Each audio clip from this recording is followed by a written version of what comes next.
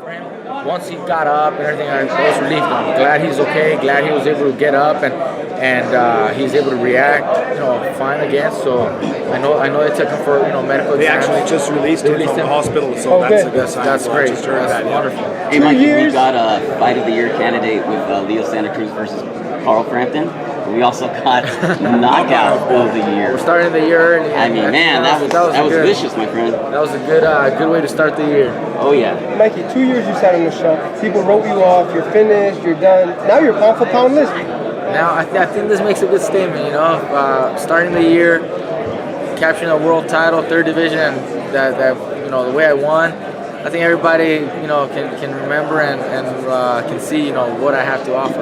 Mikey, were you setting that shot up? It looked like almost the first uppercut you threw, and you just nailed him with it. The first uppercut hurt him, but then when I saw him lean over towards the ropes, and when he turned back, his hands were down and he was hurt. So I had to go for that final punch. This is boxing. He wasn't down. Had he gone down, of course I wouldn't have done anything more. But that last right hand was the one that really, really hurt him. How big of a statement did you make tonight?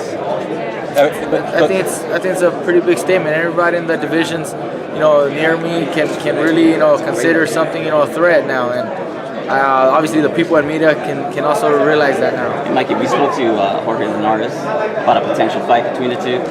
Do you want that fight? Of course, if he's victorious in his next upcoming match and he's available and willing to negotiate and sit down, unify titles, I would love that opportunity. It's a great fight. I think it'll be a huge fight. Mikey, did you feel his power at all? It looked like he landed 1 or 2 punches. I didn't really feel anything because he didn't really land, and the one that landed was kind of blocked, so I didn't feel the power. How about that? He's the king of the hill. So there's a lot of options.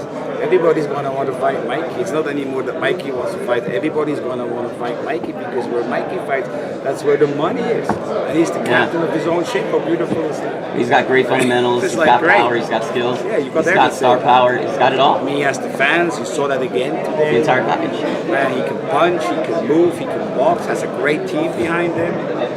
Pretty decent look. Robert, did you hear the fans chanting Mikey? I don't want to make your head too big here. What? Unbelievable. It was insane, because not only was there a lot of Mexicans, but there was also a lot of people from Ireland, and I think they were all chanting for Mikey too. So it was unbelievable, and those guys are loud. Robert, how proud of a brother are you right now? Man, 3-division champion. 3-division champion. The previous 2 titles that he won, you guys never seen that happiness inside the ring because it wasn't like that big for Mikey or for her. It was like too easy. This time it was probably the easiest fight of his career. But we knew the danger of Tejan, and we knew winning the 3 division was going to be something great for the family. The WBC, bring it home, was great.